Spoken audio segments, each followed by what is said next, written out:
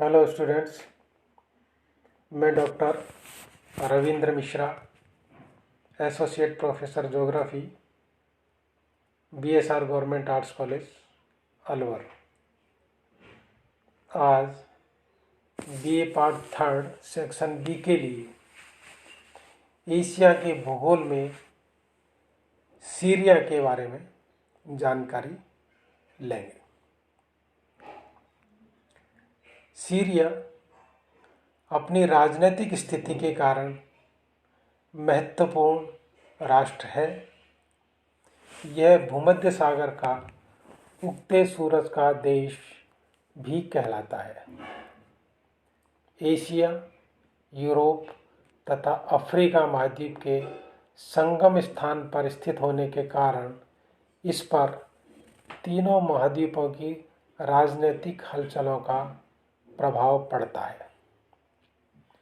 इस पर प्राचीन काल से लेकर वर्तमान तक अनेक देशों की निगाहें रही हैं।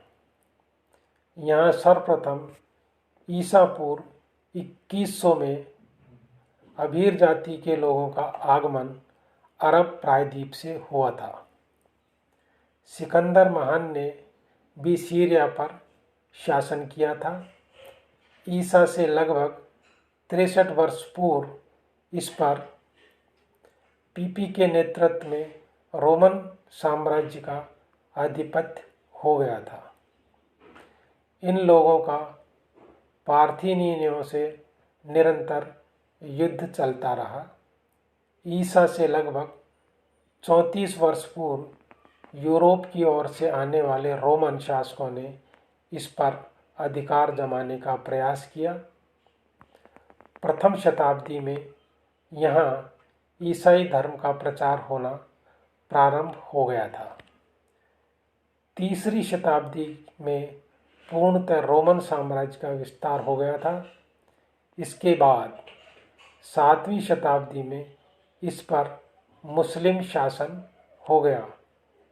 प्रथम विश्व युद्ध के उपरांत लीग ऑफ नेशंस द्वारा लेबनान और सीरिया को फ्रांसीसी संरक्षण प्राप्त हुआ।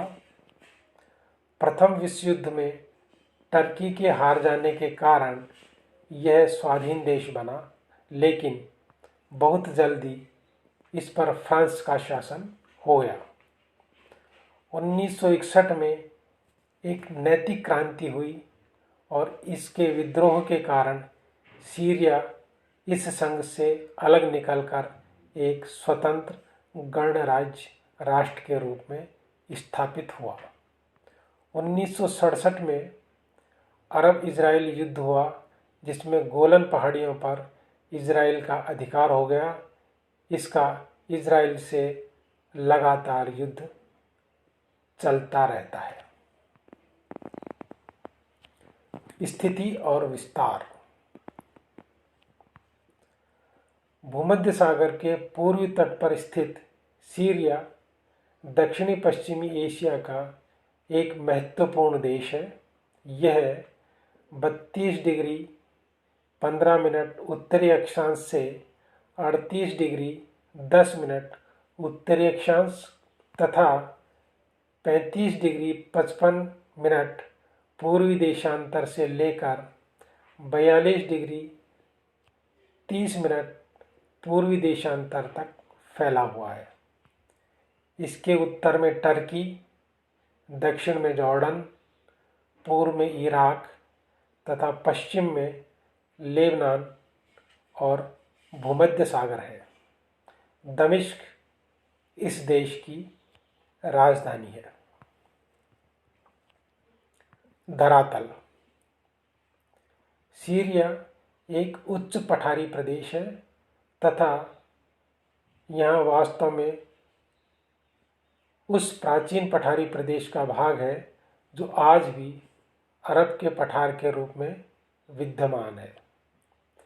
इस उच्च पठारी प्रदेश के किनारे के सम्मुख टेथिस सागर में जमा मलबे की परतें मुड़कर जमा हो गई हैं, जिससे 4 समानांतर पर्वत श्रेणियों की उत्पत्ति हुई जो उत्तर दक्षिण में फैली हुई हैं।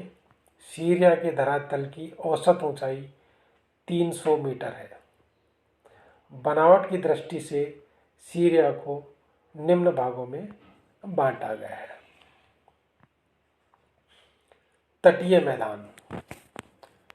सीरिया में भूमध्य सागर की ओर अत्यंत संकरे मैदान है जो लगभग 175 किलोमीटर तथा 4 से 15 किलोमीटर की चौड़ाई में फैले हुए हैं।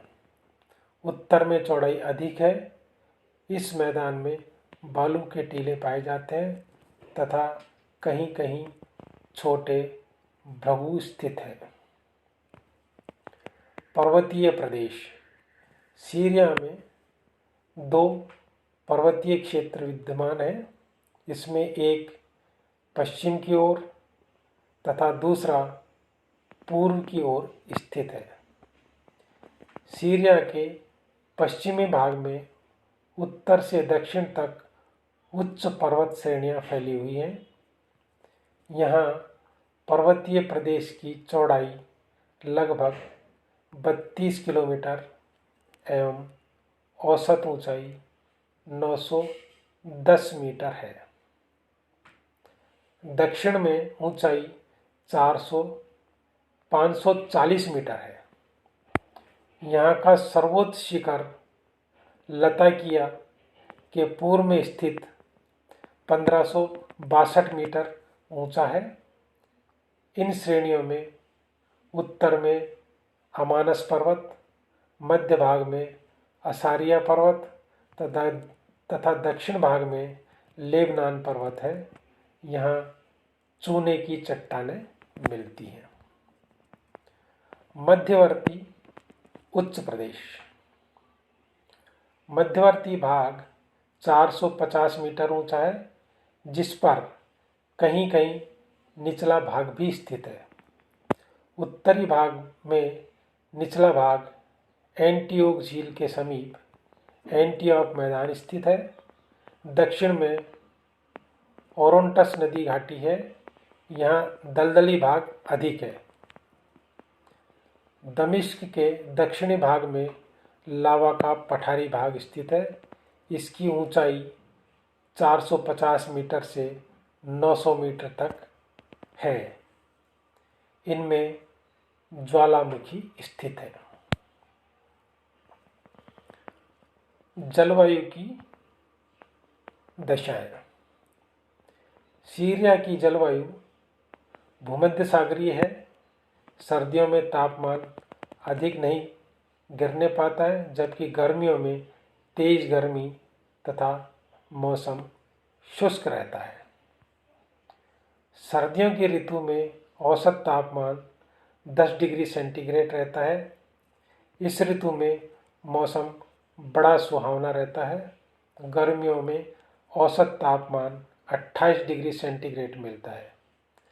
मध्यवर्ती भाग शुष्क भाग में तथा दक्षिणी पश्चिमी मरुस्थलीय भाग में तापमान 35 डिग्री सेंटीग्रेड तक पहुंच जाता है। वर्षा शीत ऋतु में पछुआ हवाओं द्वारा होती है। वर्षा की मात्रा पश्चिम से पूर्व तथा उत्तर से दक्षिण की ओर कम होती चली जाती है। भूमध्य सागर तट पर स्थित लटाकिया भूमध्य सागरीय चक्रवातों के द्वारा घनघोर वर्षा प्राप्त करता है जिसका वार्षिक औसत 150 सेंटीमीटर है, जबकि पूर्व में स्थित पामायरा नगर की वार्षिक वर्षा का औसत केवल 10 सेंटीमीटर है।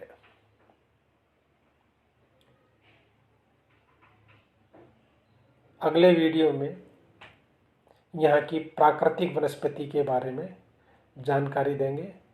आज इतना ही।